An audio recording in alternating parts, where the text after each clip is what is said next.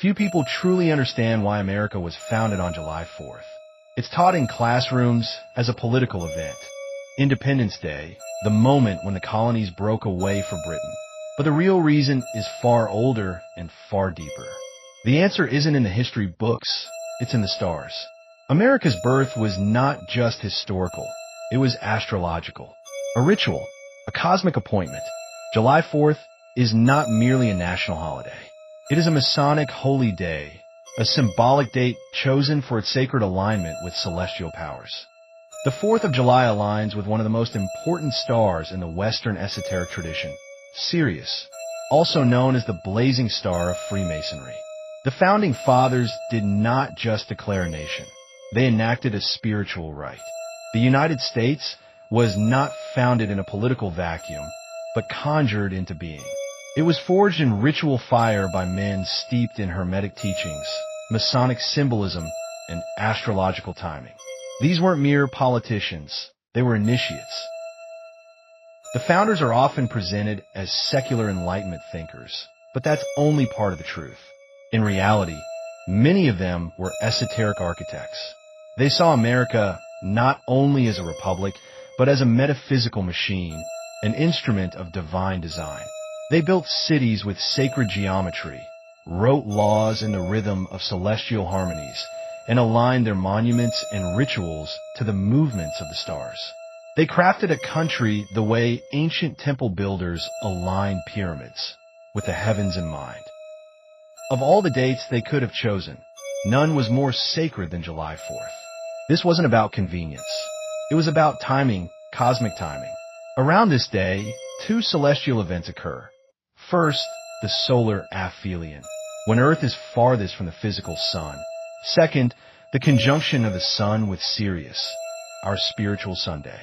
This moment marks a dual polarity, distance from the visible sun and union with the invisible light of Sirius, the true guiding star of ancient mystery schools.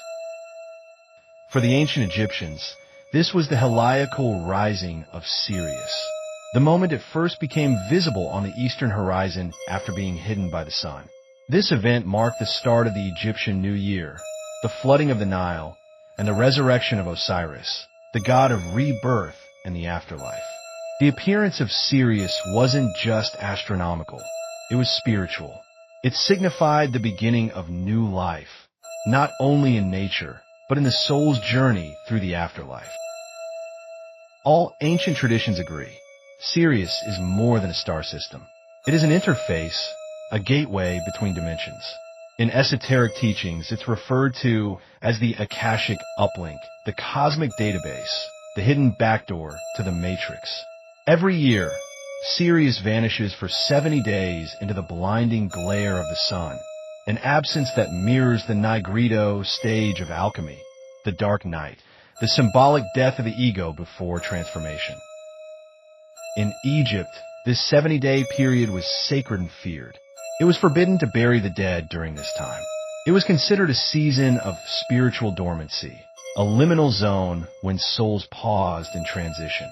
But within that silence was a secret. When Sirius reappeared, it carried the current of resurrection, the Christic frequency hidden behind the illusion of the material sun. The return of Sirius marked the return of higher light, spiritual intelligence, and renewal. In modern spiritual terms, this 70-day period is echoed in personal transformation, those dark nights of the soul, psychedelic ego deaths, or moments of internal chaos before awakening. It's no coincidence that U.S. elections are held in early November, and the president is inaugurated 70 days later, on January 20th. This ritual echo repeats the ancient Sirius cycle. The Mithraic mysteries, too, speak of 70 steps in the ladder to enlightenment. The number 70 reappears again in biblical tradition. In the book of Exodus, 70 elders of Israel ascend Mount Sinai and see the divine. This recurrence across Hermetic, Egyptian, Dogon, Gnostic, and Theosophic teachings suggests that the Sirius cycle is more than a myth.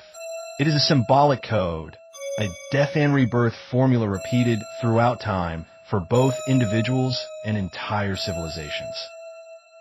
On July 4th, 1776, this ritual was activated with precision. America was not merely born as a nation, it was initiated as a god. Like Horus, Jesus, or Dionysus, it became a dying and rising deity, a solar phoenix born from the ashes of the old world. The Declaration of Independence was not just a political document. It was a magical talisman timed to a stellar convergence that marked the rebirth of Osiris under a new name, America. On that day, the sun sat at 13 degrees Cancer. Sirius hovered behind at 14 degrees Cancer. Meanwhile, Orion, the constellation associated with Osiris, was buried below the horizon at 24 degrees Gemini. Symbolically, this placed Osiris in the underworld, while the solar Sirian conjunction blazed above. This was not random. It was the very alignment used in initiatory rites and resurrection ceremonies of the ancient world. This precise configuration matches the core of the Royal Arch ritual in Freemasonry. In this rite, the initiate learns that the outer sun, the visible light, is only a veil. Behind it lies the true spiritual source, Sirius, the inner light. Only those who pass through the arch, who see beyond appearances, can perceive this higher illumination. In Egyptian cosmology, Sirius was known as Sopdet, the star of Isis.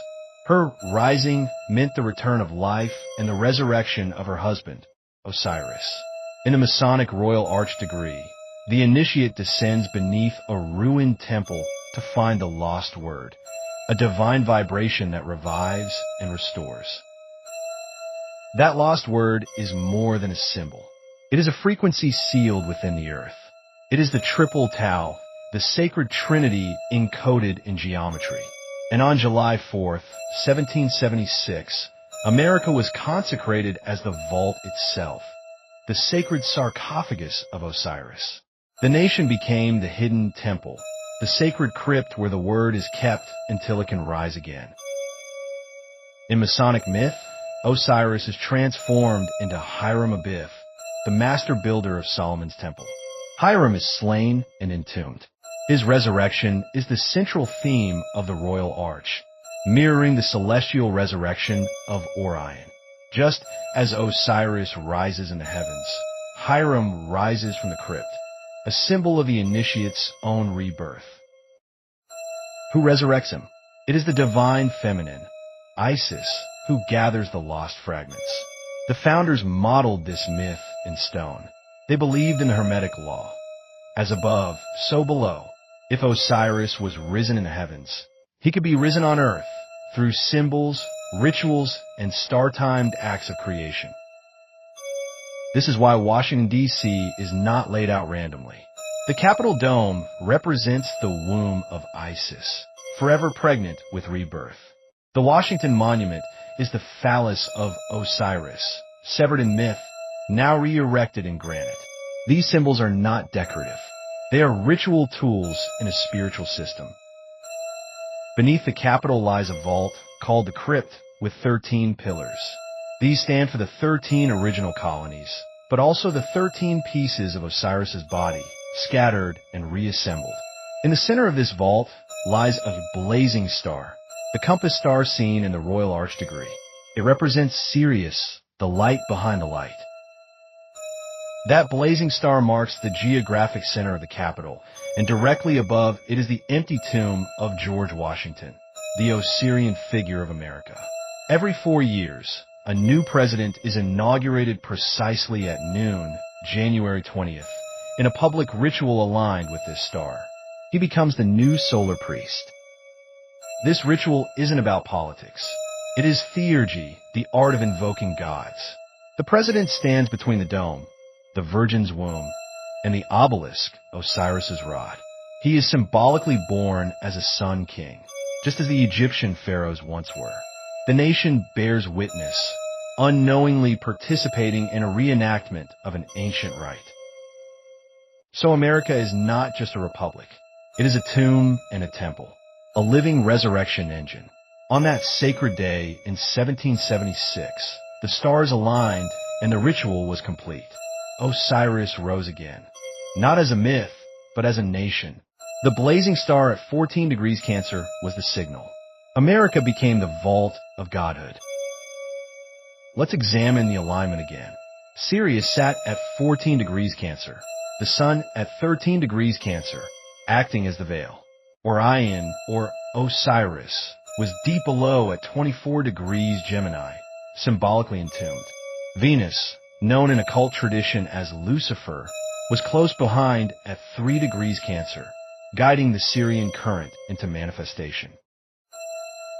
This is the full formula of resurrection. Sirius represents Isis, the divine feminine. The Sun is the activator. Orion is Osiris, the dismembered god buried in the unconscious. Venus is the spiritual director, the energy of Lucifer guiding light into form. The entire ritual is encoded into the stars. The nation is the tomb. The heavens hold the keys. And every July 4th, this ritual is replayed. The fireworks are not just celebration. They mimic the heliacal rising of Sirius. The collective joy echoes the ancient rites of rebirth. Most people don't know they are part of a spiritual tradition older than Rome or Jerusalem. But that is the genius of the great work. In truth, America is not the land of the free. It is the Ka of Osiris, the spiritual double of the resurrected God. The eye above the pyramid on the dollar bill isn't watching. It's waiting for the capstone, the great work, to be complete. As we enter a new age, Sirius grows brighter and Osiris, the dark star, prepares to rise again.